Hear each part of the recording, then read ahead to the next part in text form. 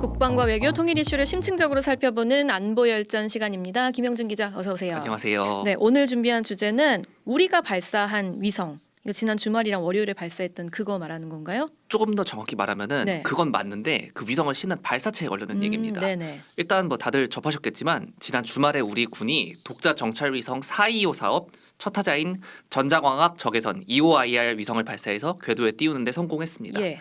또 사흘 전 월요일 우리가 직접 만든 고체 연료 우주 발사체가 제주도에서 하나 시스템의 소형 합성 개구 레이더 SAR 위성을 싣고 발사에 성공했습니다. 그 지난해 말에 해질녘에 갑자기 전국에서 목격돼서 한바탕 난리가 났던 거 기억하시죠? 예. 이게 그거예요. 아, 다만 이건 군용이 아니고 사실 운용도 하나 시스템에서 하는데 원래 우주 기술은 군용하고 민간하고 경계가 좀 모호하거든요. 예. 말로는 지구 관측용 위성이라고 하는데 뭐 그 지구에는 북한도 포함돼 있지 않을까요? 네.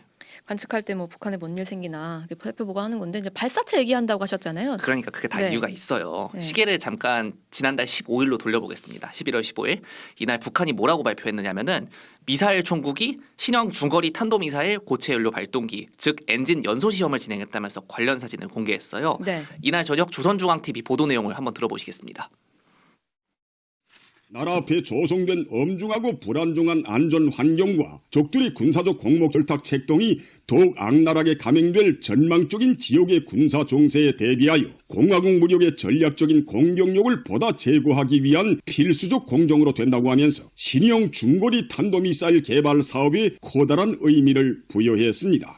그리고 일주일 뒤인 22일 밤 11시쯤 정찰위성 쏘고 나서 네. 북한이 평양 순안 국제공항에서 또 미사일을 쐈는데 전에 한번 전해드렸듯이 이게 중간에 폭발했습니다. 네네. 군에선 이게 뭔지 공개하지 않았거든요. 그런데 다른 데서 단서가 나왔어요. 지난 주말 KBS 일요진단 라이브에서 조태용 국가안보실장의 말입니다. 얼마 전에 한 달도 안 됐습니다만은 북한이 고체 연료 IRBM을 쐈다가 실패했습니다. 그렇죠. IRBM은 중거리 이제 미사일이라서 사거리가 이제 한 5,500km까지 나가는 그런 것들인데 북한이 한번 실패를 했기 때문에 제가 보기에는 다시 도전할 가능성이 굉장히 높죠. 그럼 이게 그때 쐈다가 실패한 그 미사일인가요? 맞아요. 군 관계자는 이 미사일이 고체 연료 IRBM일 가능성이 있고 해당 내용을 국가안보실에 보고했다고 저한테 설명했습니다. 네네. 물론 북한이 올 4월에 고체 연료 대륙간 탄도 미사일 ICBM 화성 18형 발사에 성공하긴 했는데 네. IRBM 개발은 아직 조금 어려움이 있는 모양이에요. 근데 계속 발사체 얘기한다고 해놓고 이게 지금 발사체랑 무슨 상관인 거죠? 그러니까 북한이 위성을 쐈을 때 우리가 항상 얘기하잖아요. 유엔 안보리 대북 제재 거론하면서 탄도 미사일 기술을 이용한 발사라고 얘기를 하잖아요. 예. 그겁니다. 아. 북한은 고체 연료 IRBM 미사일에 실패했고 네. 우리는 고체 연료 우주 발사체에 성공했고. 근데 북한 발사체는 탄도미사일 기술을 활용했는데 우리 우주 발사체는 탄도미사일이 아니라고 하면은 이건 상호 모순되는 말이잖아요. 네네. 사실은 발사 전에 국방부 관계자들이 저희 기자들하고 만나서 엠바고 즉 보도 유예를 전제로 설명이 있었어요. 예. 비슷한 질문이 나왔는데 이렇게 답을 합니다. 매번 나오는 질문인데 기반 기술은 같다고 본다. 하지만 설계 방향이 다르다. 우주 발사체로 설계를 했고 ICBM으로 전용하지 않는다. 이렇게 얘기를 했는데 이 말을 믿어도 됩니까? 고지고대로 믿는 사람은 거의 없습니다. 아. 한국국가전략연구원의 장영근 미사일센터장입니다. 로켓 모터는 동일한 거예요. 동일하게 쓸 수 있다는 거죠. 그건 ICBM도 쓸 수 있는 거고요. 예를 들면 얘가 이제 사이즈가 그 정도 된다 그러면 뭐 장거리 미사일에 똑같이 쓸 수 있는 거죠.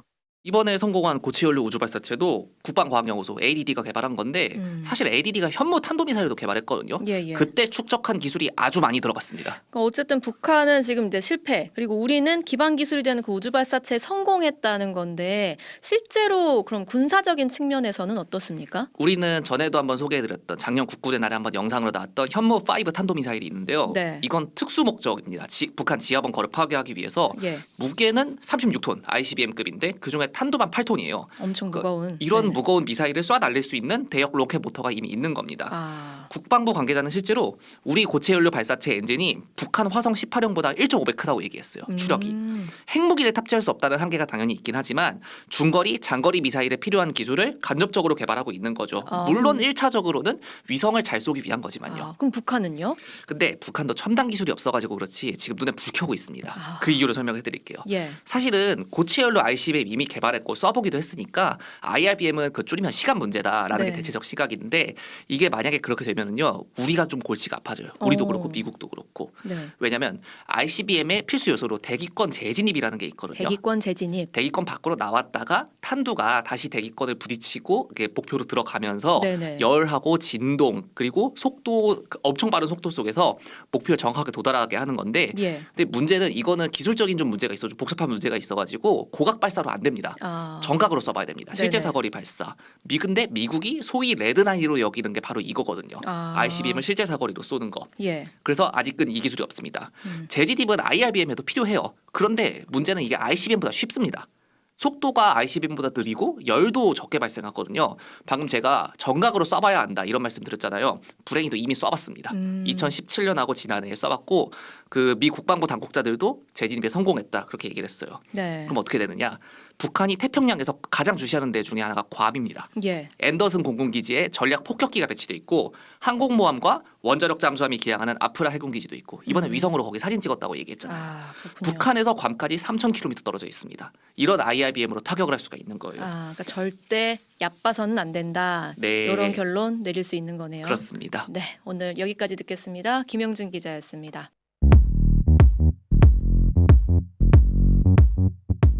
오늘 하루 뉴스 맥락 정다운의 뉴스톡이면 됩니다. 유튜브 노컷 채널 알림 설정하시면 매일 오후 5시 30분 실시간 참여하실 수 있습니다.